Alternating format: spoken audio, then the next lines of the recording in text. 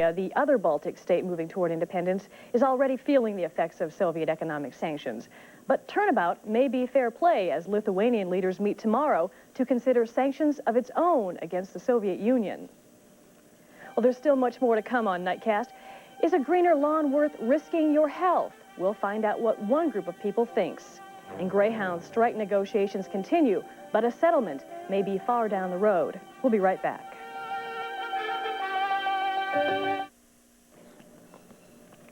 Laws regulating chemical pesticides in New York could be much tougher in the coming days. Environmentalists gear up tonight in the Capital District to tackle the problem on the legislative front. Scott Yunt is in the newsroom with a report on what pesticide foes want changed. Scott? Well, Laura, the New York Coalition for Alternatives to Pesticides will hit the Capitol building in force tomorrow. They want limitations put on the amount of pesticides we spray directly into the environment. The owners of this elaborate Troy home depend entirely on non-chemical lawn care. They choose a lawn service specializing in organic fertilizers and pest control. They and a growing number of Americans are looking seriously at alternatives to possibly dangerous chemicals. It's real good for the chemical companies. It does not help the quality of life at all. It actually makes it worse because you contaminate your yard with toxic chemicals. Organic farms like this grow produce without the use of chemical pesticides. Environmentalists argue these types of successes are reason enough to change our habits and cut back on unnecessary pesticide use. Those changes start right here at the Capitol building with better legislation and laws aimed directly at the pesticide problem. Scientists admit many of the pesticides we now use commonly have not been adequately tested. Every time pesticides like diazinon, dursban, optinol, and bendiocarb, the commonly used things on lawns, are put down, they're a threat to the health of birds, even when the directions on the box or bottle is followed to the T. A bill now in the state assembly could limit pesticide use in New York.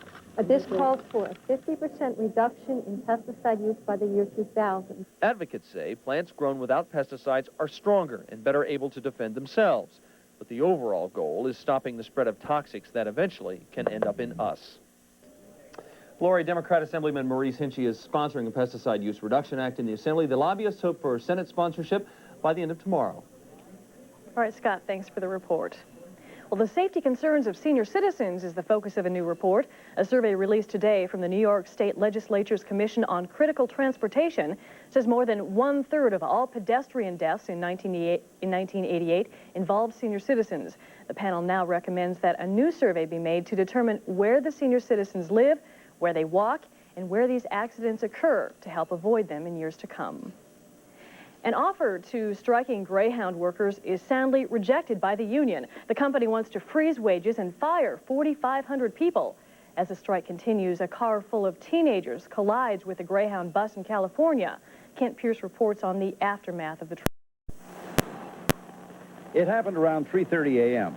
A Pontiac Firebird southbound on Highway 33 went out of control near Durham Ferry Road. It slid off the right side of the highway, then back onto the pavement, where it collided nearly head-on with a Greyhound bus. I just heard a crunch and a grinding, and that's all. And when I looked out the window, I saw people laying all over this area right here. The 4 occupants of the car, 2 males, 2 females, were killed instantly. All are believed to be in their teens. 14 aboard the bus were taken to area hospitals with moderate injuries. The car was at fault. We do have a witness that was right behind the Greyhound bus. The Greyhound was coming northbound at the legal speed limit, and the vehicle traveling southbound ran off of the road, crossed completely over in front of the Greyhound bus, and in fact the Greyhound bus took evasive action and ended up off of the road with the car. The wreckage of the bus and car caught fire. It was quickly extinguished by a fire crew. The driver of the car was thrown out by the impact. It took more than an hour for firemen to cut open the wreckage with the jaws of life to remove the other 3. This country intersection is known to be dangerous by both law enforcement and those living nearby. But officers say in this case, the intersection had nothing to do with the crash. I don't think the intersection was a factor at all in this.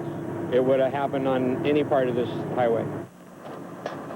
The identity of the 4 young people killed has not been released. The state accident investigation team is on the scene. As for the 2-month-old strike, more talks are scheduled. And just around the corner on Nightcast, groups fighting a proposed energy plant may be running out of steam. And will the weather for Monday be steamy? Only Greg Playford has that answer. Stay tuned for weather next.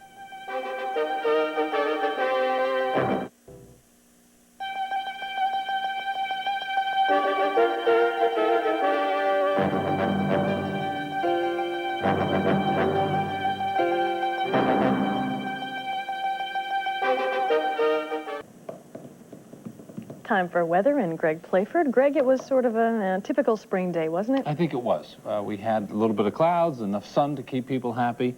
Rain towards the end of the days. As a matter of fact, it's raining outside right now. Lightly. Yeah, not too bad at all. Most of the heavier weather with some thunderstorms were up north. Plattsburgh had some hail earlier today, but the energy that caused that system shows up well on the satellite map, and I know that excites you. Well, of course it Sure does. it does. Anything you have. Okay. 63 the day's high at the Albany County Airport. Morning low of 39, normals of 66 and 42, records of 91 and 29. We're calling it mostly cloudy at the airport. Some light drizzle and showers around. It shows up well on radar. We'll take a look at that also. 49 degrees right now. Relative humidity at 74%. The barometric pressure is on the rise from 2986. Northeasterly winds 8 miles per hour. Trace of precipitation in the gauge at the airport. Satellite map from earlier this evening. Here is the area of the heavier clouds, the whiter, the brighter clouds that had the thunderstorm activity with it. We'll take you ahead to the current satellite imagery and show you that has drifted over into Vermont and just approaching into New Hampshire, but there's another band of cloudiness associated with another area of energy that's moving into western New York and will move through the area during the early part of the day tomorrow and may touch off another shower or thunderstorm. Let's take a look at local radar. Out of the Albany County Airport, that's 120-mile scan, compliments of the National Weather Service, thank you. And we can still see some light rain showers around Glens Falls, also around the Capital District, moving over into extreme southern Vermont, western Massachusetts, and down near Hudson and Poughkeepsie. So we still have a good amount of light rain shower activity around the area right now. Okay, back to the graphics, and we'll take a look at the national satellite imagery. Put an area of high pressure just in the center part of the country where you see an absence of cloudiness, and that's the dominating weather factor in much of the nation. There is a storm system up to the north, but the warm air circulating around this ridge of high pressure is causing lots and lots of very hot temperatures all the way up to a tying high temperature record in Williston, North Dakota of 88 degrees. Hot temperature, Borrego Springs, California, warm spot in the nation, 106. Unfortunately, the jet stream flow in the upper levels of the atmosphere has a little bit of a northwesterly gradient, and that means it's going to take the activity associated with this warm front, a lot of clouds, and that warm air overrides the cooler air up in Canada. We get the clouds and we get some rain shower and rain activity and a chance of some thunderstorms. But we do have that northwesterly flow in the jet stream, and that's what's going to bring the cloudiness and some rain activity in our area during the day tomorrow. I do think, though, that this ridge is going to be strong enough that by early in the day on Tuesday, or at least late in the day on Tuesday, it's going to push all the activity up into southeastern Canada, and our temperatures are going to get warm again for a little bit before, towards the end of the week, a little bit of colder air that's coming into the Pacific Northwest moves our way. But this ridge of high pressure is very strong, and it may give us 2 or 3 days in the middle part of the week of warmer temperatures. Here's my forecast for the remainder of this evening. Variable cloudiness, still some showers around, and some areas of light drizzle, lows 38 to 42. For tomorrow, mostly cloudy, chance of some showers, maybe even a rumble of thunder, and a few sunny intervals during the day, 60 to 65. For tomorrow evening, continued mostly cloudy, light rain and showers again in the forecast, lows 40 to 45. And for Tuesday, mostly cloudy, some sunshine, a few showers, high temperature, 60 to 65. For southern Vermont and the Berkshires, mostly cloudy, a few showers, lows near 40. And for tomorrow, again, mostly cloudy, a few sunny intervals, showers and thunderstorms again in the forecast, highs near 64. So we seem to be stuck in a springtime pattern right now. Steady as she goes. Sure. Okay, Greg, thanks. Half Moon's proposed coal-burning plant is the target of yet another demonstration today. Protesters took their arguments to the state capitol following a week of courtroom testimony against Interpower, the company that wants to build the plant. Those against the facility say it'll make the acid rain problem worse and are calling on Interpower to change its plans to use coal to natural gas. They say Interpower has a definite advantage in the courtroom. Our lawyer has used up the retainer that we had for him before the hearing began. And our lawyer was not in attendance all this week because we simply don't have the money to pay him to be there every single day. In fact, we don't have the money to pay for the transcripts to send to him for the days that he's not in attendance. Interpower denies it has any advantage over citizens groups in court. And ahead in sports, the first round of the NBA playoffs ends with a bang, while both the Mets and the Yankees have sweep on their minds. Dan Murphy with that and more next. Time for sports, and Dan Murphy, we're going to talk about the Knicks off the top. Yeah, Knicks fans still reveling in that surprising victory this afternoon. This series was never supposed to get to a Game 5 after the Knicks were handled in the first two by a Boston team that seemed much the better. But one of the old adages in sports says when you've got a team down, put them away. And the Celtics, well, they gave the Knicks life, and it killed them. Off we go to the Boston Garden.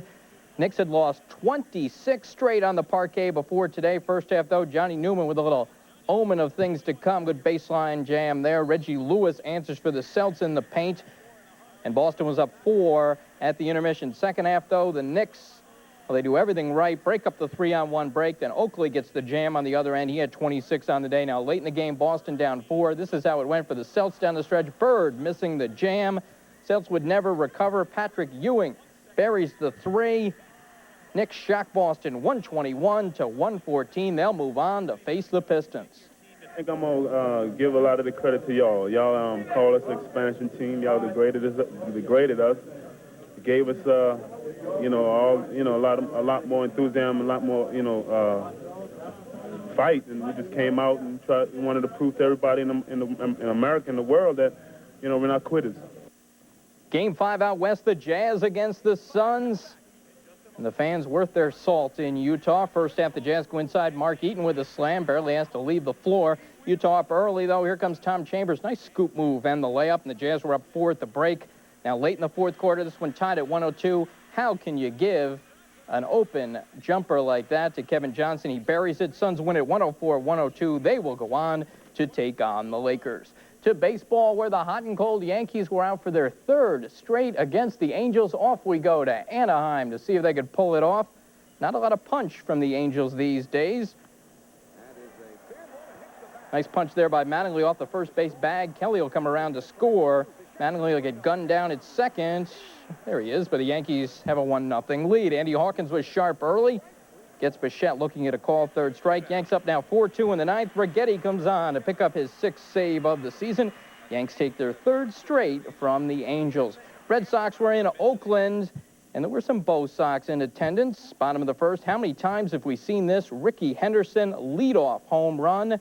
43 times to be exact, and the A's up 1-0. Bottom of the second, Carney Lansford will single to left field. 2 runs will score. The A's go on to beat the Sox 4-2. To the AL board, Toronto 11-7 over Detroit. Minnesota shut out Milwaukee. Cleveland takes 2 from Texas. Seattle over Baltimore by a run, and in extra innings, KC beats Chicago. In the National League, the Mets and Astros hooked up in a marathon doubleheader that in the end could only be called mixed sweep. Off we go to Shea for the explanation of that. Big crowd on hand down in Flushing for the Twin Bill. Mets were down 3-0 early. Jim DeShays held New York hitless for 5 1/3. But the Mets come back with a vengeance. Bottom of the 6th, Tim Tuffle will blast this 3-run homer to left. And it's 3-3 after 9. We go to extra innings. Top bases loaded. John Franco gets called for the balk. He didn't like it. Davey Johnson didn't like it. Astros like it, though. They take a 4-3 lead. Bottom of the 11th, though, the Mets take their anger out on Juan Augusto. Kevin McReynolds, deep to left, 3-run shot.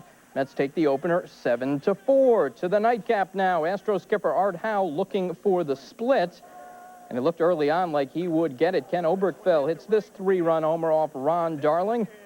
And Houston up 6-2 after 4. But the Mets rally bottom of the 6th. It was the day for 3-run homers. Mackey Sasser will take this one to right field, and it knots the game at 6 apiece. Then to the bottom of the 8th, and once again, it'll be McReynolds, this time a solo shot to left field.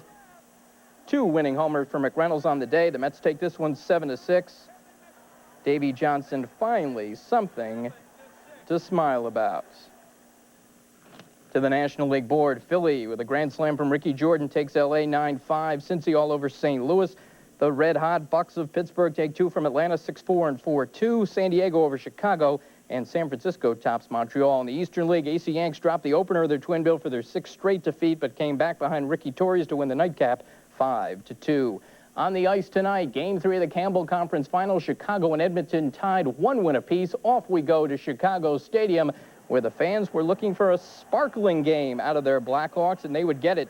1-1 in the first, scramble in front. Finally, Steve Larmer will get it by Ranford. And it's 2-1 Hawks after 1. Second period, 2-on-1 break for the Blackhawks. Look at this move by Savard. Whoop, right to Larmer. 3-1 Chicago. We move on to the third now. Hawks put it away. Dirk Graham will go in for the shorthanded breakaway goal. Put Chicago up 4-1. It's right now 5-1 Blackhawks very late in the game. Final round of the Byron Nelson Golf Classic. A couple of golfers taking a little break, and it's kind of walk in the park for this guy, Payne Stewart. Nice birdie putt there by Stewart. He went on to win the Byron Nelson Classic 2-shot victory over Lanny Watkins. And that is it. And he's a happy man. Yes, he is. A very rich man, Buy too. some new socks, I think. Right. And finally tonight, we'd like to leave you with a good taste in your mouth, so to speak, I guess. More than 25 U.S. chefs are competing for 9 spots at the International Culinary Olympics. The preliminaries began today at Century City in California. Now, the tryout is a test of food preparation and presentation skills. The 9 lucky winners will head to Frankfurt, West Germany to compete in categories such as hot foods and pastries. I think with that, we're all going to go and head out for a snack. And if you're up in the morning, make sure to check out Jim Brennan for Eye Opener, and have a good evening.